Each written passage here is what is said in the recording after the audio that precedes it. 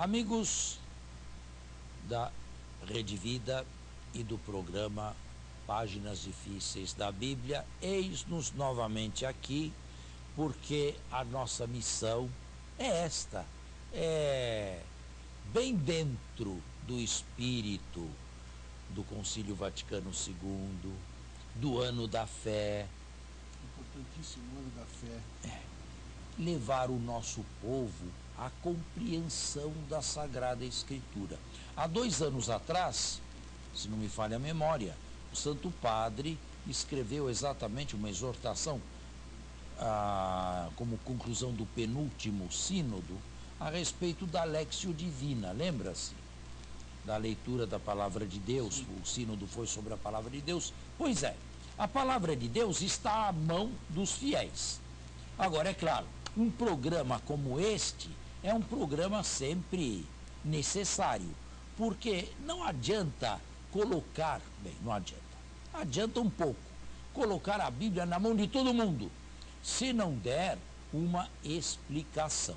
Vocês que nos assistem, vocês que nos escutam, que nos veem diariamente, são privilegiados, porque podem, com a Bíblia nas mãos, seguindo o texto, fazer uma compreensão, obter uma compreensão profunda daquilo que está sendo apresentado.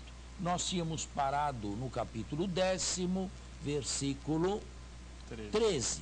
Mas vamos retomar o versículo 13, porque ele não foi completado. Porque ele é mercenário e não se importa com as ovelhas. Eu sou o bom pastor, conheço as minhas ovelhas e as minhas ovelhas me conhecem. Aqui, nós estamos sempre na explicação da alegoria do pastor. Jesus se contrapõe a mercenários que no seu tempo eram as autoridades religiosas, oficiais e fariseus, juntamente com saduceus, que não tinham nenhum amor às ovelhas e muito menos pensavam em dar a vida pelas ovelhas. O texto foi escrito depois que Jesus deu a vida literalmente e através da sua morte reuniu muitos, e nós também. Nós somos os frutos desta morte, deste bom pastor que se sacrificou a este ponto a nosso respeito. Eu estava fazendo umas interferências mostrando que na igreja existem também pastores e todos nós ordenados somos pastores do povo de Deus. Melhor, somos um prolongamento ou diversos prolongamentos do único e verdadeiro pastor que é Jesus. Mas isto com uma condição, com a condição que sejamos verdadeiros pastores, com a condição de que o coração de Jesus seja o nosso também, que nós tenhamos amor àqueles e aquelas que nos são confiados. Podem ser gente simples, aliás, Jesus se cercou só de gente simples, um ou outro mais abastado, mas a grande maioria foi gente absolutamente simples. Não importa que tipo de gente é, basta que seja gente e que seja gente à procura de um ideal e de uma meta na vida. Para esses está Jesus.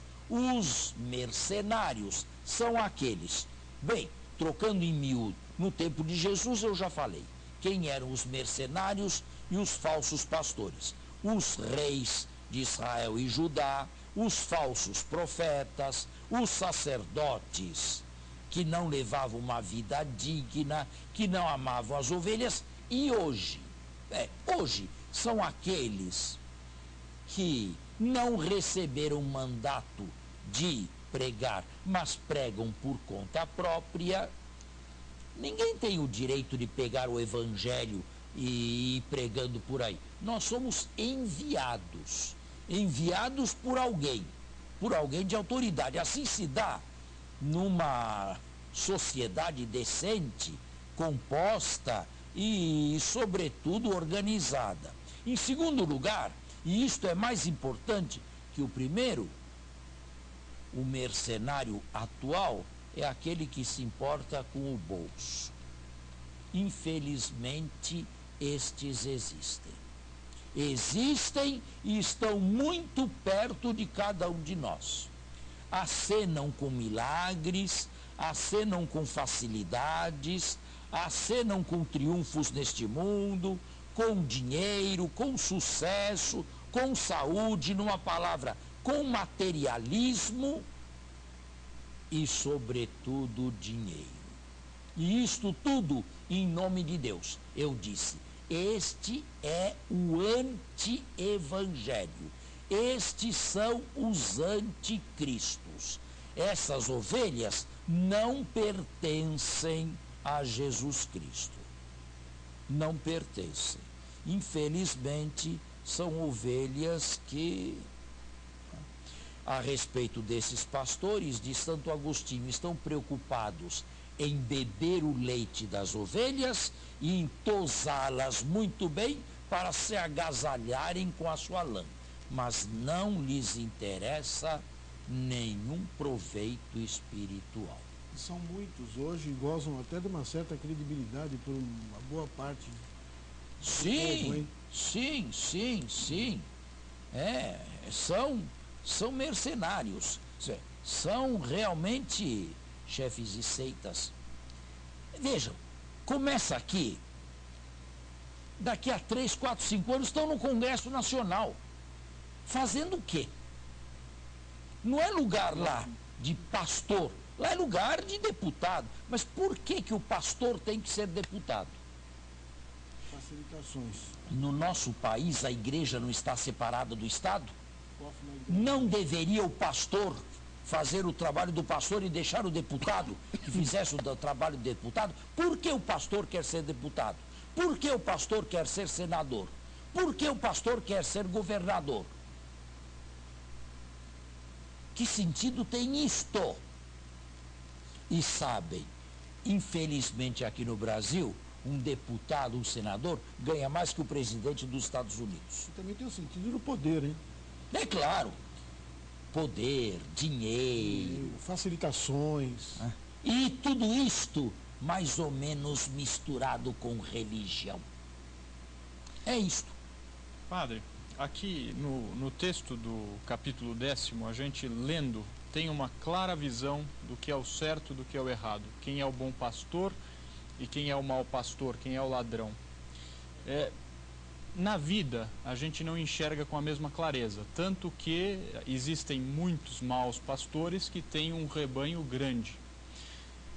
Como é que uma ovelha, nós que somos ovelhas diante desse mundo, como é que nós fazemos para no nosso mundo hoje distinguirmos o bom do mau pastor dentro das nossas vidas, com aquilo que acontece conosco no dia a dia? Uma série de, digamos, pontos que devem ser examinados. Em primeiro lugar, examine a vida desse pastor. É um pastor que estudou, que se preparou num seminário decente. É alguém que devota a sua vida inteiramente ao Evangelho. É alguém despreocupado com riqueza, com dinheiro, com poder, com mansões, com fazendas, com bem-estar material. É uma pessoa inteiramente evangélica, é uma pessoa que encarnou o Evangelho.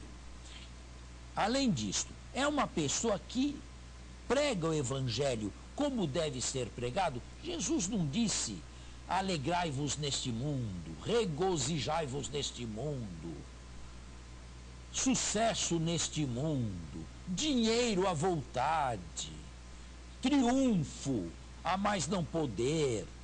Jesus não disse esta linguagem. É preciso ter um discernimento, e o povo fiel decente, tem esse discernimento, que é a luz do Espírito Santo, não é? Para distinguir o joio do trigo.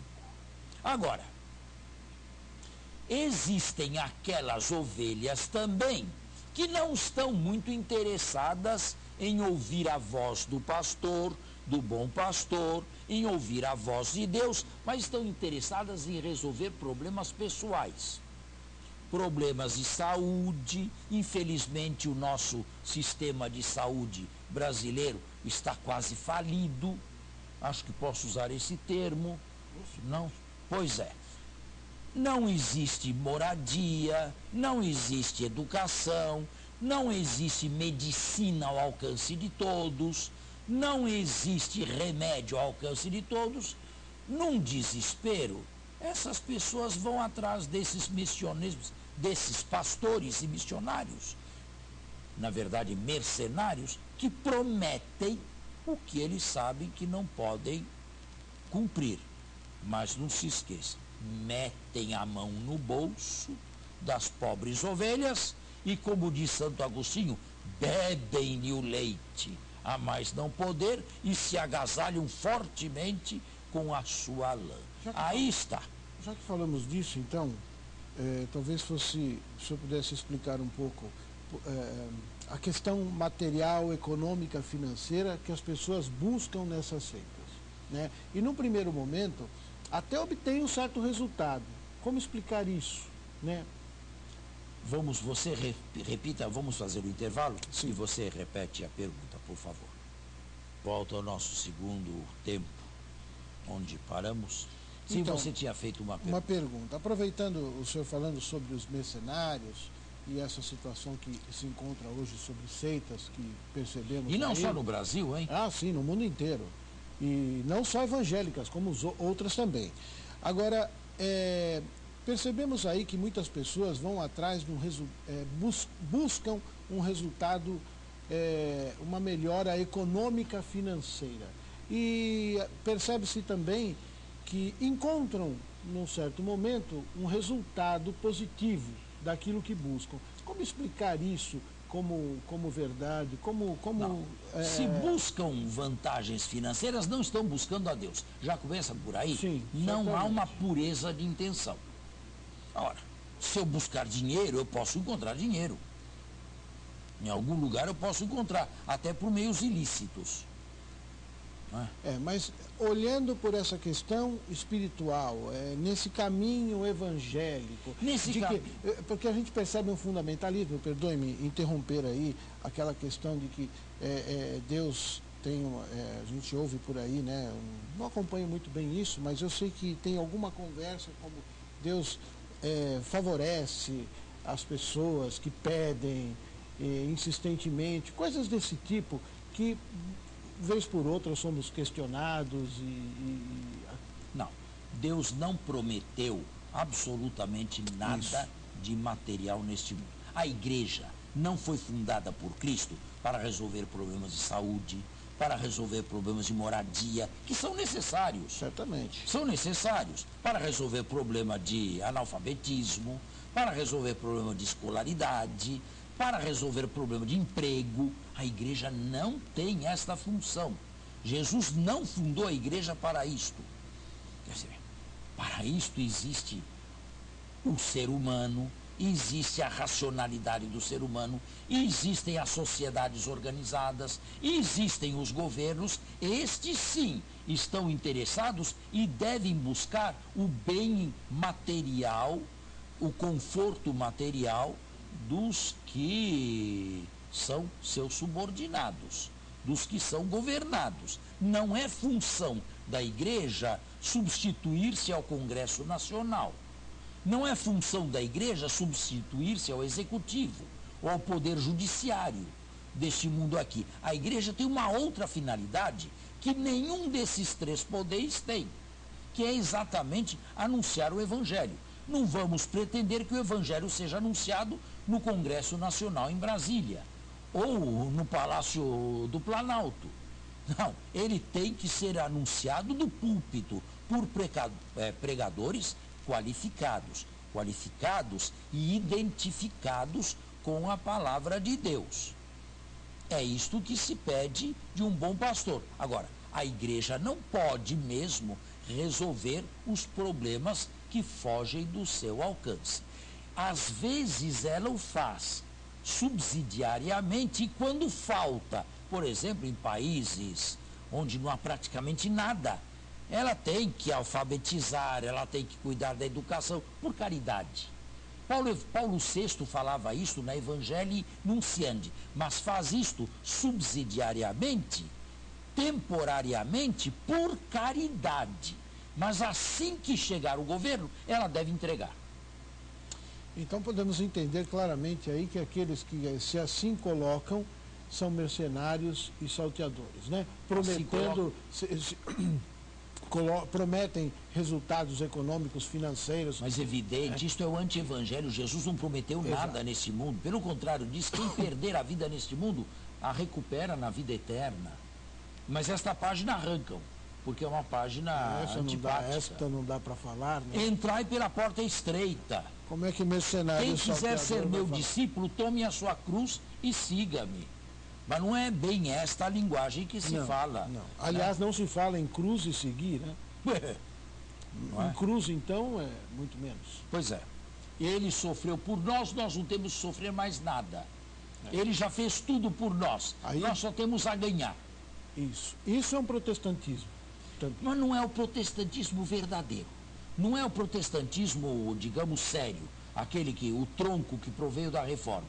Este é o protestantismo pentecostal. São as seitas pentecostais que se organizaram entre o século XIX e o século XX. Isso. É isso mesmo.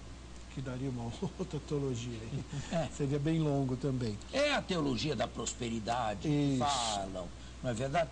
É o anti-evangelho, repito em poucas palavras. Tá bem. Retomando o texto, nós paramos no versículo 15. Eu vou ler desde o 14 para que faça sentido. Eu sou o bom pastor, conheço as minhas ovelhas, e as minhas ovelhas me conhecem. Como o Pai me conhece e eu conheço o Pai. Eu dou minha vida pelas minhas ovelhas. Tenho ainda outras ovelhas que não são deste redil. Devo conduzi-las também. Elas ouvirão minha voz. Este último versículo aqui é um versículo interessante. Tenho outras ovelhas que não são do meu redil. Quem são essas ovelhas de Jesus que não são ainda do seu redil? Nós devemos imaginar que antes de surgir o cristianismo, surgiram seitas messiânicas que veneravam Jesus. Estas seitas messiânicas se transformaram em igrejas locais, e o termo eclesia já se encontra no Novo Testamento. Estas igrejas locais eram verdadeiras comunidades, e a de João, de onde surgiu este evangelho, era de uma destas comunidades, de uma destas igrejas locais. Nós devemos imaginar que ao lado desta de João devia haver as de Paulo. Nós conhecemos bem as igrejas fundadas por Paulo. Deveriam existir igrejas que tinham a liderança de Tiago, de Jerusalém, o parente de Jesus. Nós devemos imaginar igrejas que se remontavam a Pedro. Havia um partido de Pedro em Corinto e outros apóstolos. Esta comunidade, ao contrário dessas outras que acabo de mencionar, a comunidade de João foi a que chegou mais explicitamente, mais profundamente na compreensão cristológica de Jesus divino, Filho unigênito de Deus, e na Eucaristia, no seu significado profundo, real, sem metáfora alguma. é carne e sangue de Cristo. É possível que essas ovelhas que não sejam ainda deste aprisco fossem as ovelhas apostólicas, que ainda não tivessem chegado a este profundo conhecimento de Jesus, que é uma só coisa com o Pai, como vem escrito aí. Então é necessário que eu as recolha. O que aconteceu? No final do século I, houve um racha enorme nesta comunidade aqui, porque ela afirmou a divindade de Jesus muito mais que as outras. Mas, caminhando muito nesta direção, houve alguns que se esqueceram da humanidade e se transformaram numa espécie de monofisitas, uma única natureza, a natureza divina. E mais tarde entraram para os movimentos pré-gnósticos do segundo século. Esta comunidade, rachada, quase que desfeita, foi pedir guarida, acolhida nas outras comunidades. As outras comunidades a acolheram, mas com certas negociações. Esta comunidade não estava de maneira nenhuma disposta a abrir mão da divindade de Jesus e do realismo da Eucaristia. Mas as outras já tinham desenvolvido uma hierarquia, que esta aqui não. Então um compromisso foi feito. Nós aceitamos esta visão da divindade de Jesus e do realismo da Eucaristia, mas vocês, por outro lado, vejam o que aconteceu com vocês e agora aceitem a hierarquia. Deus continua a falar por quem Ele quiser, porém a hierarquia tem o carisma do discernimento para saber o que é de Deus e o que não é de Deus. O compromisso foi selado, as comunidades apostólicas se deram a mão com a comunidade joanita e na virada do século I nasceu a grande igreja que 20 anos mais tarde receberia de Inácio de Antioquia o nome de Acatólica. Tenho outras ovelhas, era preciso formar a grande igreja a partir destas comunidades apostólicas. Está bem claro? Sim. Bom, mas agora temos que encerrar o nosso programa e as outras perguntas ficam para o próximo. Muito obrigado pela audição. Um bom domingo a todos. Até a próxima semana. Até a próxima semana.